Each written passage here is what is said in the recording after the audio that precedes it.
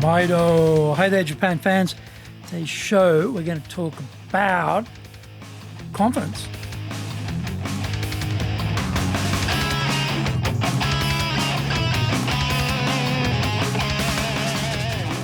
Eigo desu.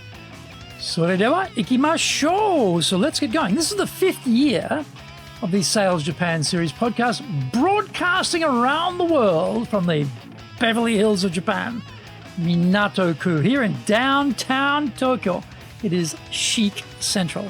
I'm your host, Dr. Greg Story, Dale Carnegie Tokyo franchise owner, the president of Dale Carnegie Tokyo Training, and the 3-time best-selling author of Japan Sales Mastery, Japan Business Mastery, and Japan Presentations Mastery. I have my new book in Japanese, Zaegyo, and very shortly my latest book called Stop Wasting Money on Training will be available on Amazon. In this podcast, I want to help you to survive in business. In this podcast, I want to help you to survive COVID-19. Don't forget to subscribe and share this podcast with your family, friends, and colleagues. We are not being sponsored by Libsyn, but we value your privacy, which is why we have our podcast hosted by Libsyn, who, unlike many other podcast hosts, have a strict policy that does not allow access to your private information by anyone.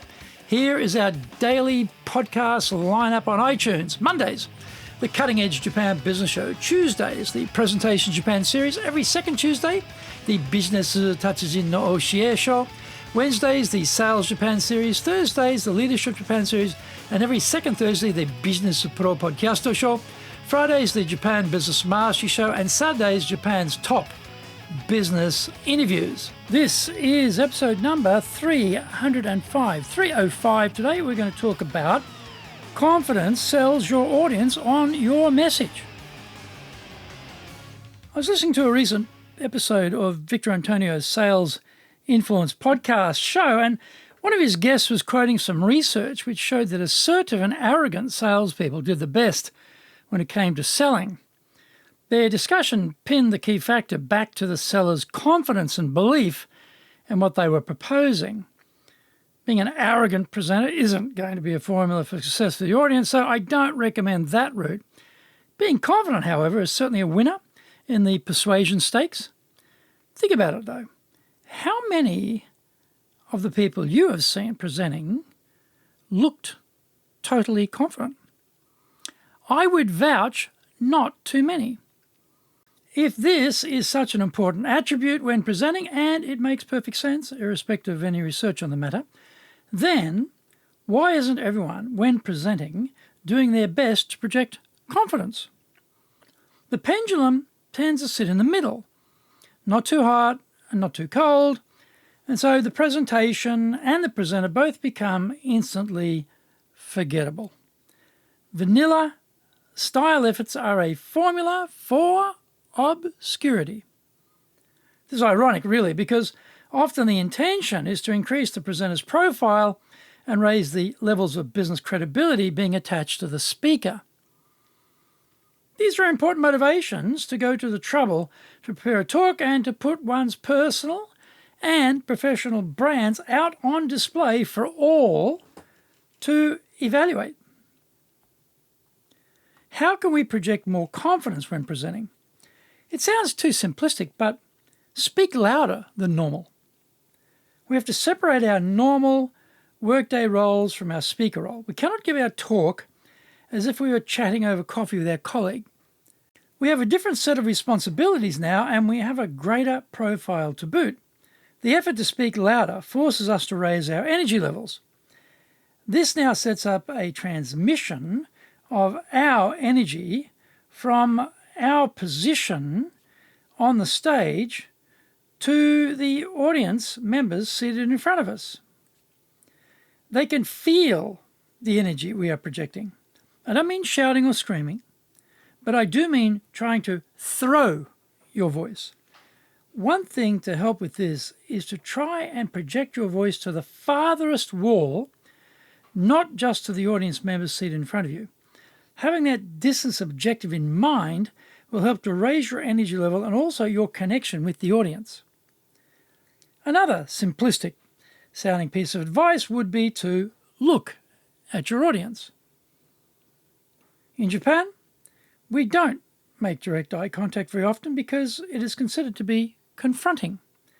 Again, there is a difference between chatting with a colleague over coffee while not staring them straight in the eye and giving a business presentation. The roles are different, and we have to accept that construct.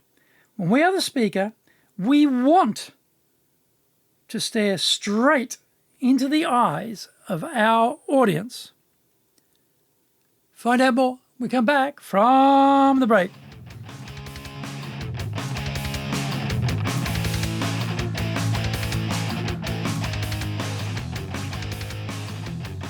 Our show today is brought to you by our public programs, but we also do custom-made in-house classes. Now, we do them in our super safe classroom, we do them live online, and we do them in Japanese, and we do them in English.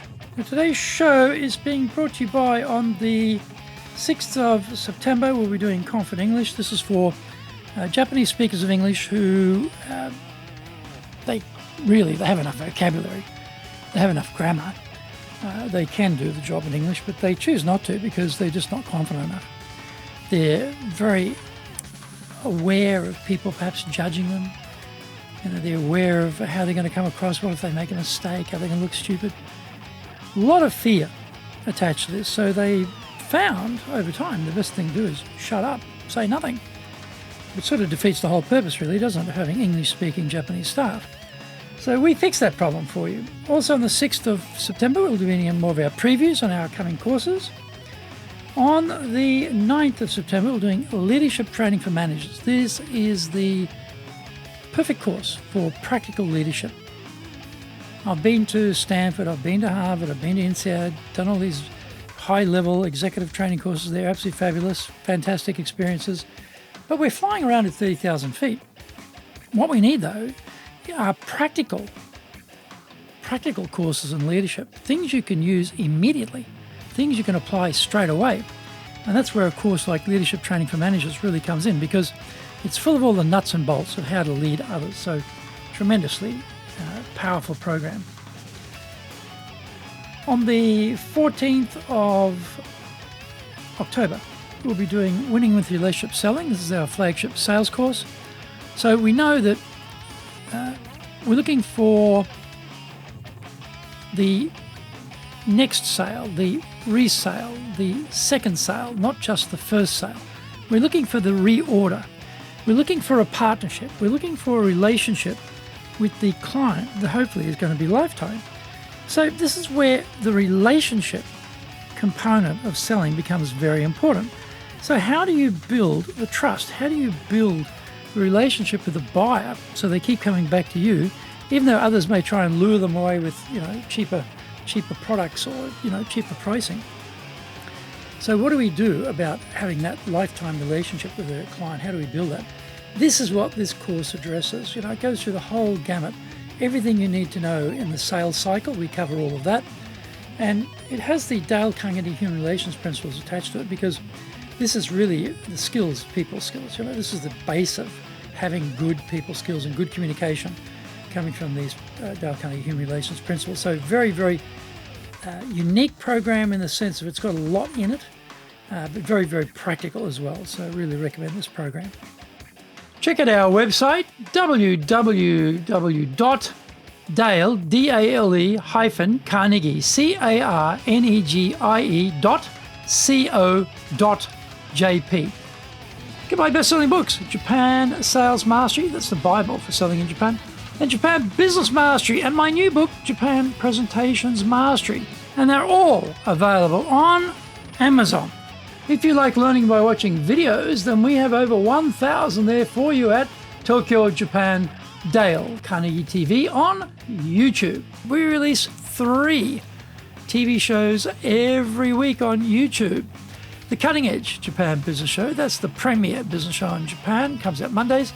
Fridays, the Japan Business Mastery Show, and Saturdays, Japan's top business interviews, where I interview leaders in Japan from SMEs all the way up to the corporate captains of industry on one topic: leading in Japan. Now, every second Thursday, we release the businesspeople television show. And don't forget, you can email me at greg.story@dalecarnegie.com.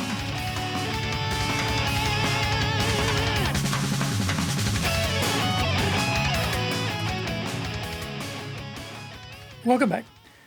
Now, the way to do this is to regulate the length of the eye contact. 3 or 4 seconds is too short because it doesn't allow us to make that one-on-one personal connection. If we start holding the eye contact for over 7 or 8 seconds, then the connectivity bridges across into axe, murderer, psycho, maniac levels of intrusion. It is too much, and it makes people feel very uncomfortable in Japan. Around 6 seconds gives us enough connection without too much pressure. Living in Japan beats the direct eye contact power out of you. So it takes a bit of concentration to suspend the usual societal norms and start making eye contact with strangers. I would notice it when I went home to Australia, and I would find myself avoiding making direct eye contact with people through force of habit from living here in Nippon for so long. So it requires confidence and guts in Japan to make eye contact with others in a public forum such as a speech. When we make the eye contact, we have one thing in our mind. We want to have the person we are looking at feel as if it were just the two of us in the room and that we are giving them our full concentration. After about 6 seconds, we shift our gaze to the next person and then we repeat the process, repeat the exercise. In a 40-minute speech, we could make one-on-one eye contact with 400 people. In other words, we could connect with every single member of the audience in most cases, and with smaller audiences, we could do this multiple times. We want to be unpredictable with our eye contact, so we should mix it up rather than moving along the rows of seated audience members in a linear fashion. We do this to keep our audience members on their toes and not allow them to zone us out and daydream about picking up the dry cleaning or whatever it is they need to be doing after this talk.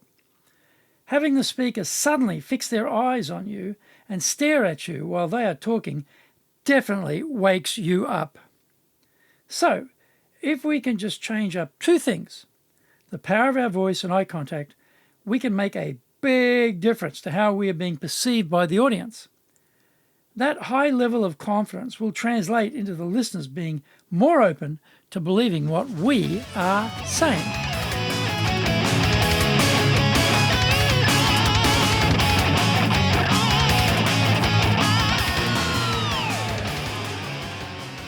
Thank you for joining the Sales Japan series. If you found the program useful, please work on your karma and share it with your family, friends, and colleagues. Don't forget to subscribe and share this podcast.